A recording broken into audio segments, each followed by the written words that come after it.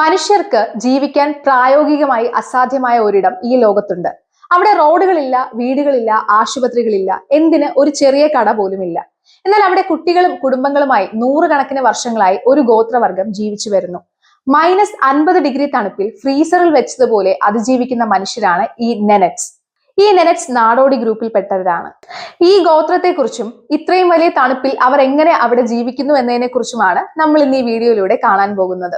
പതിവ് പോലെ ഈ വീഡിയോയും വളരെ രസകരമായിരിക്കും. അതുകൊണ്ട് സ്കിപ്പ് ചെയ്യാതെ അവസാനം വരെ കണ്ടിട്ട് ഇഷ്ടപ്പെട്ടാൽ മറക്കാതെ ലൈക്ക് ബട്ടൺ അടിക്കുക. റഷ്യയുടെ വടക്ക് ഭാഗത്ത് ആർട്ടിക് സർക്കിളിന് മുകളിൽ സ്ഥിതി ചെയ്യുന്ന ഒരു പ്രദേശമാണ് യമൽ പെനിൻസുല. യമൽ എന്നാൽ ലോകത്തിന്റെ അവസാനം എന്നാണ് അർത്ഥം. ഇവിടെ ശൈത്യകാലത്ത് താപനില -40 ഡിഗ്രി മുതൽ -50 ഡിഗ്രി വരെ പോകും. ആ സമയത്ത് കാറ്റടിച്ചാൽ മനുഷ്യ ശരീരത്തിന് അത് -60 ഡിഗ്രി പോലെ അനുഭവപ്പെടും. സാധാരണ മനുഷ്യർ 10 മിനിറ്റ് പുറത്തു നിന്നാൽ തന്നെ തൊലിപ്പുറം മരവിക്കാൻ തുടങ്ങും. ആ തണുപ്പിലാണ് ഈ നെനറ്റ്സ് ജനത ജീവിക്കുന്നത്. നെനറ്റ്സ് എന്നാൽ തദ്ദേശീയരായ മനുഷ്യർ എന്നാണ് അർത്ഥം. അതായത് ഇവർ ഏകദേശം 1000 വർഷത്തിലേറെയായി ഈ മരവിച്ച ഭൂമിയിലാണ് ജീവിക്കുന്നത്. ഇവർക്ക് സ്ഥിരമായ ഗ്രാമങ്ങളോ വീടുകളോ ഇല്ല. സിറ്റി ലൈഫിലെ സുഖകരമായ സൗകര്യങ്ങൾ പോലും ഇല്ല. നാടോടി ജീവിതമാണ് ഇവരുടെ ശൈലി. അതായത് ഒരു സ്ഥലത്ത് ഇവർ സ്ഥിരമായി താമസിക്കാറില്ല. വർഷം മുഴുവൻ ഓരോ സ്ഥലങ്ങളിലേക്ക് മാറിക്കൊണ്ടിരിക്കും. അതിന് കാരണം റെയിൻഡിയർ എന്ന മാനുകളാണ്. മാനും ഇവരുടെ ജീവിതവും തമ്മിൽ എന്ത് ബന്ധമാണെന്നല്ലേ? എന്തിനാണ് മാനിന് വേണ്ടി ഇവർ ഓരോ സ്ഥലത്തേക്ക് മാറുന്നത്? കാരണം ഈ മാനിനെ വിശ്വസിച്ചാണ് ഇവരുടെ ജീവിതം നിലനിൽക്കുന്നത്. ഇവർ താമസിക്കുന്നിടത്ത് കാറോ ബൈക്കോ ബസ്സോ ഒന്നുമില്ല. തങ്ങളുടെ കൈവശമുള്ള റെയിൻഡിയറുകളാണ് ഇവർ വാഹനമായി ഉപയോഗിക്കുന്നത്. ഗതാഗതം, ഭക്ഷണം, വസ്ത്രം, ഉപകരണങ്ങൾ എല്ലാത്തിനും ഇവർ ഈ മാനുകളെയാണ് ആശ്രയിക്കുന്നത്. ഒരു കുടുംബത്തിന് അതിജീവിക്കാൻ കുറഞ്ഞത് 300 മുതൽ 500 വരെ റെയിൻഡിയറുകൾ ഉണ്ടെങ്കിൽ മാത്രമേ ഈ സ്ഥലത്ത് കഴിയാൻ പറ്റൂ. അവിടുത്തെ സമ്പന്ന കുടുംബങ്ങളുടെ കൈവശം 1000-ലധികം മാനുകൾ ഉണ്ടാകും. പുതിയ മേച്ചിൽപ്പുറങ്ങൾ തേടി ഇവർ വർഷം മുഴുവൻ ഏകദേശം 1000 കിലോമീറ്റർ വരെ യാത്ര ചെയ്യും.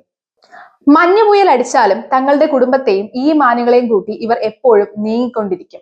ഇവർക്ക് സ്ഥിരമായ വീടില്ലാത്തത് കൊണ്ട് ടെന്റുകൾ അടിച്ചാണ് താമസിക്കുന്നത്. എന്നാൽ സാധാരണ ടെന്റുകളിൽ ഈ കാലാവസ്ഥയിൽ താമസിക്കുക അസാധ്യമാണ്. അതുകൊണ്ട് റെയിൻഡിയറിന്റെ തൊലി കൊണ്ട് നിർമ്മിക്കുന്ന ടെന്റുകളിലാണ് ഇവർ കഴിയുന്നത്. ഈ ടെന്റിനെ ചം എന്നാണ് വിളിക്കുന്നത്. ഇത് നിർമ്മിക്കാൻ ഏകദേശം 40 മാനുകളുടെ തൊലി ആവശ്യമാണ്. ഈ ടെന്റിന് നടുവിൽ തീ കൂട്ടി അതിനു ചുറ്റുമാണ് ഇവർ കിടന്നുറങ്ങുന്നത്. ഇവിടെ വൈദ്യുതി ഇല്ലാത്തത് കൊണ്ട് ഹീറ്ററുകളൊന്നുമില്ല. വിറകും മൃഗങ്ങളുടെ കൊഴുപ്പുമാണ് ഇവരുടെ താപസ്രോതസ്. ഇത്രയും കഷ്ടപ്പാടുകൾക്കിടയിലാണ് ഇവരുടെ ദൈനംദിന ജീവിതം മുന്നോട്ട് പോകുന്നത്. അതുപോലെ അവരുടെ ഭക്ഷണം മാനിന്റെ ഇറച്ചി, മീൻ, മൃഗങ്ങളുടെ കൊഴുപ്പ് എന്നിവയെ ആശ്രയിച്ചാണ്. പ്രകൃതി തന്നെ ഒരു ഫ്രീസർ പോലെ പ്രവർത്തിക്കുന്നത് കൊണ്ട് ഇറച്ചി പെട്ടെന്നൊന്നും കേടാകില്ല. ചിലപ്പോൾ ഇവർ പച്ച ഇറച്ചി പോലും കഴിക്കാറുണ്ട്. ശരീരത്തിന് ആവശ്യമായ വിറ്റമിൻ സി ലഭിക്കാനായി ഇവർ റെയിൻഡിയറുകളുടെ രക്തമാണ് കുടിക്കുന്നത്. മുതിർന്നവരുടെ ജീവിതം ഇങ്ങനെയാണെങ്കിൽ കുട്ടികളുടെ ജീവിതം കുറച്ചുകൂടി വ്യത്യസ്തമാണ്. ചെറുപ്പം മുതലേ ഇവർക്ക് അതിജീവനത്തിനുള്ള പരിശീലനം നൽകാറുണ്ട്. പ്രത്യേകിച്ച് കത്തി എങ്ങനെ ഉപയോഗിക്കണം, തീ എങ്ങനെ ഉണ്ടാക്കണം, മൃഗങ്ങളെ എങ്ങനെ പരിപാലിക്കണം എന്നൊക്കെ അവർ പഠിക്കുന്നു. മഞ്ഞ് എപ്പോഴും അധികമുള്ളത് കൊണ്ട് കുട്ടികൾക്ക് ചെറുപ്പത്തിലെ സ്റ്റോൺ നാവിഗേഷൻ പഠിപ്പിച്ചു കൊടുക്കുന്നു. ഇവിടെ കാലാവസ്ഥ വളരെ കഠിനമാണ്. ഏകദേശം 8 മാസവും ശൈത്യകാലമാണ്. സൂര്യപ്രകാശം പോലും ശരിയായി ലഭിക്കില്ല.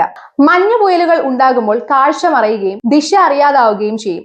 ആകാശവും ഭൂമിയും റോഡും എല്ലാം വെള്ള നിറത്തിൽ ഒരേപോലെ ആയിരിക്കും. ഇങ്ങനെയുള്ള സാഹചര്യത്തിൽ തങ്ങളുടെ മൃഗങ്ങളെ നഷ്ടപ്പെടാതെ അവർ നീങ്ങിക്കൊണ്ടിരിക്കണം. ഇവർ ചെയ്യുന്ന ചെറിയൊരു തെറ്റുപോലും വലിയ അപകടത്തിന് കാരണമാകും. ഇതിനാൽ ആയിരക്കണക്കിന് മാനുകൾ പട്ടിണി മൂലം ചത്തുപോകും. മാനുകളാണ് ഇവരുടെ ജീവിതം എന്നതുകൊണ്ട് അവ ചത്തൊടുങ്ങുന്നത് ഇവരുടെ ജീവിതത്തെയും പ്രതിസന്ധിയിലാക്കും. ആധുനിക സൗകര്യങ്ങളോ മൊബൈൽ നെറ്റ്വർക്കോ ഒന്നുമില്ലാതെ പ്രകൃതിയോട് പൊരുതി ജീവിക്കുന്ന മനുഷ്യരാണ് ഈ നെനറ്റ്സ്. ലളിതമായി പറഞ്ഞാൽ അതിജീവനം തന്നെയാണ് ഇവരുടെ സംസ്കാരം. കാലാവസ്ഥാ വ്യതിയാനം ഇവരുടെ ജീവിതത്തിന് വലിയൊരു ഭീഷണിയാണ്. മഞ്ഞുവീഴ്ച മാത്രം ഉണ്ടായാൽ പ്രശ്നമില്ല. എന്നാൽ പെട്ടെന്ന് മഴ പെയ്യുകയും അതിന് മുകളിൽ മഞ്ഞ് വീഴുകയും ചെയ്താൽ പുല്ല് മുഴുവൻ ഐസായി മാറും. ഈ സാഹചര്യത്തിൽ മാനുകൾക്ക് ഭക്ഷണം ലഭിക്കില്ല. മഞ്ഞ് തുരന്ന് ഭക്ഷണം നോക്കിയാലും അത് ഐസ് ആയിരിക്കും. ഈ വീഡിയോ നിങ്ങൾക്ക് ഇഷ്ടപ്പെട്ടുവെങ്കിൽ മറക്കാതെ ലൈക്ക് ചെയ്യുകയും കൂട്ടുകാർക്കും കുടുംബാംഗങ്ങൾക്കും ഷെയർ ചെയ്യുകയും ചെയ്യുക. ഇതുപോലെയുള്ള കൂടുതൽ വിവരങ്ങൾക്കായി നമ്മുടെ ചാനൽ സബ്സ്ക്രൈബ് ചെയ്ത് നോട്ടിഫിക്കേഷൻ ഓൺ ചെയ്ത് വെക്കുക.